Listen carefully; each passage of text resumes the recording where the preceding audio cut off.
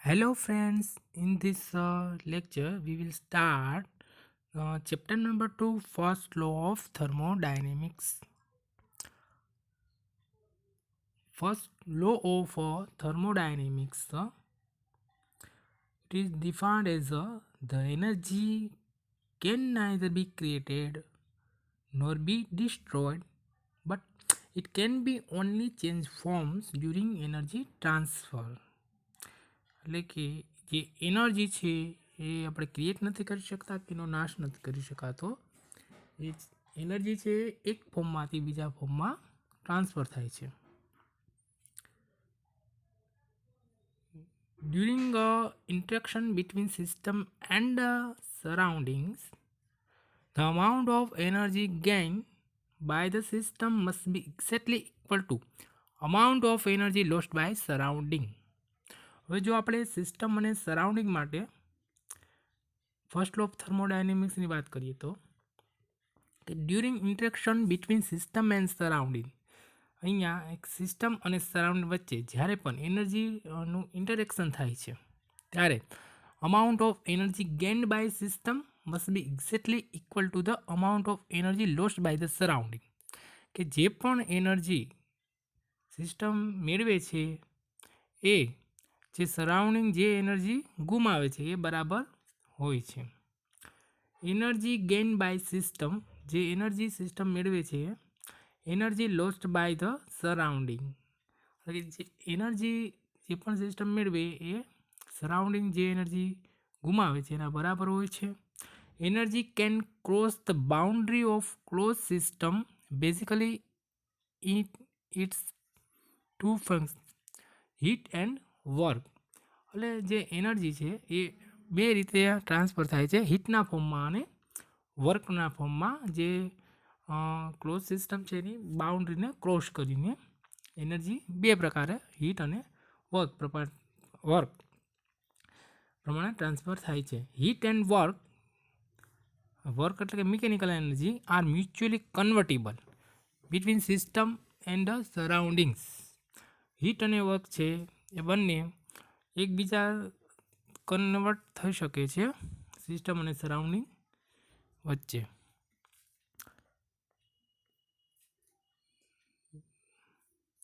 When undergoes a thermodynamic cycle, the net heat added to the system from surrounding is equal to the net work done by the system on the surrounding.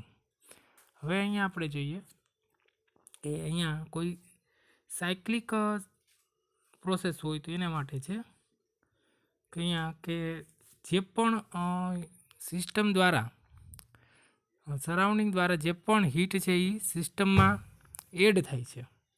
સિસ્ટમમાં જે પણ heat add થાય છે એનું આપણે integration કરીએ એટલે કે સમેશન કરીએ ટોટલ હીટનો, એ કોના બરાબર થશે કે work done by the system on surrounding. જે સિસ્ટમ દ્વારા સરાઉન્ડિંગ પર જેટલું વર્ક થાય છે એના બરાબર હોય છે. એટલે કે અહીંયા cyclic integration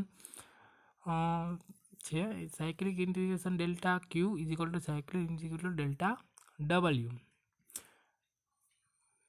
integration represents a cyclic integration of energy transfer during the cycle. અને આખી સાયકલ દરમિયાન જે એનર્જી ટ્રાન્સફર થાય છે હીટનું વર્કમાં કે વર્કનું હીટમાં, એ સાયક્લિક ઇન્ટિગ્રેશન અહીંયા બતાવે છે. આપણે એક્ઝામ્પલ લઈએ કે અહીંયા એક સિસ્ટમ છે, આજુબાજુનું સરાઉન્ડિંગ, અહીંયા હીટ છે એ અંદર આવે છે અહીંયા એટલે કે ગેઇન કરે છે એ, અને આ જે હીટ છે એ લોસ થાય છે સિસ્ટમ દ્વારા. એ જ રીતના અહીંયા સરાઉન્ડિંગ દ્વારા સિસ્ટમ ઉપર વર્ક થાય છે એટલે વર્કિંગ, અને સિસ્ટમ દ્વારા સરાઉન્ડિંગ ઉપર વર્ક થાય છે એટલે work out. Where sigma Q heat net heat transfer, જે નેટ હીટ ટ્રાન્સફર છે એ સિગ્મા ક્યુ છે. હવે આપણે સિસ્ટમની વાત કરીએ છીએ તો આપણે આગળ જોયું હતું જો સિસ્ટમમાં હીટ જો એડ થતી હોય તો એ પ્લસ લેવામાં આવે, એટલે અહીંયા ક્યુ ઇન છે એ પ્લસ લીધેલું છે. અને જો હીટ છે એ સિસ્ટમ ગુમાવતી હોય, લોસ થતો હોય તો એ માઇનસ ઇન વડે દર્શાવાય, તો અહીંયા માઇનસ ક્યુ આઉટ દર્શાવેલું છે. એટલે અહીંયા નેટ જે સમેશન છે ક્યુનો, net heat transfer is equal to Q in minus Q out. એ જ રીતના વર્કની વાત કરીએ કે સિસ્ટમ દ્વારા જો વર્ક થતું હોય તો એ પોઝિટિવ છે અને સિસ્ટમ ઉપર જો વર્ક કરવામાં આવે તો એ નેગેટિવ છે. તો એ જ રીતના અહીંયા કે network sigma W is equal two અહીંયા સિસ્ટમ દ્વારા કાર્ય થાય છે તો એ પોઝિટિવ અને સિસ્ટમ ઉપર જો કાર્ય થાય છે તો નેગેટિવ, એટલે Q out minus W out minus W in.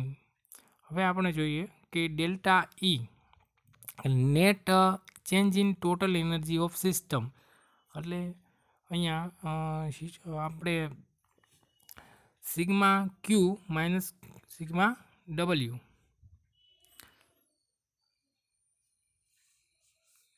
જે ડેલ્ટા ઈ છે ઇન્ટરનલ એનર્જી છે. તો internal energy is equal to delta Q minus delta W, એટલે કે અહીંયા જે હીટ છે એનું પૂરેપૂરું ટ્રાન્સફર છે એ વર્કમાં થઈ શકતું નથી, એટલા માટે આપણને ઇક્વેશન મળે છે.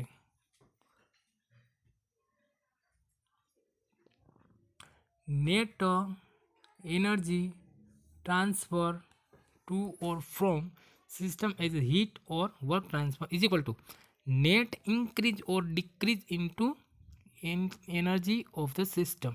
જ્યારે પણ એનર્જીનું ટ્રાન્સફર થતું હોય ત્યારે હીટ છે એ હાઈ ગ્રેડ એનર્જી છે, વર્ક છે એ લો ગ્રેડ એનર્જી છે.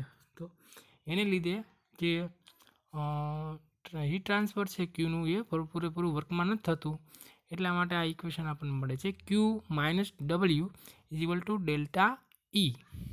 ડેલ્ટા ઈ એટલે ઇન્ક્રીઝ ફોર ઇન્ટરનલ એનર્જી. તો Q is equal to net heat transfer across the system boundary is equal to Q in minus Q out. W is equal to net work done in all form. W sigma W out minus sigma W in.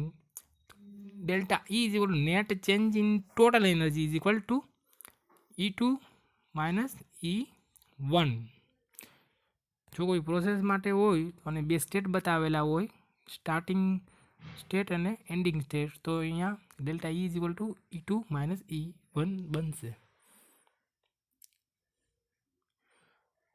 Total energy E of the system consists of three parts: internal energy, kinetic energy and potential energy. તો આપણે જોઈએ delta E is equal to delta U internal energy, delta KE kinetic energy, delta PE potential energy. Delta internal energy ની જગ્યાએ મૂકી આપણે Q minus W is equal to delta U plus delta KE plus delta PE.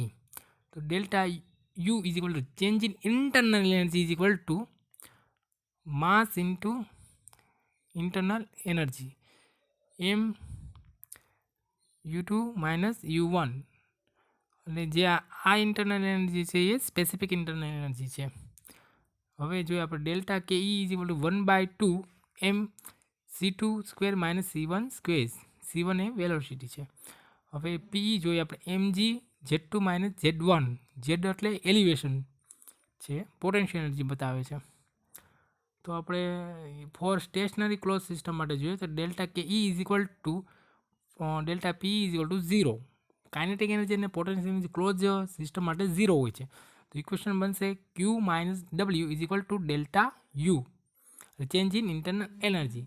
It is very important that the sign conversion can be observed for the heat and work interaction. Heat flow to the system, Q is the heat flow from the system, Q is negative work done by the system, W is the positive work done on the system, W is negative. હવે આપણે અહીંયા જોઈએ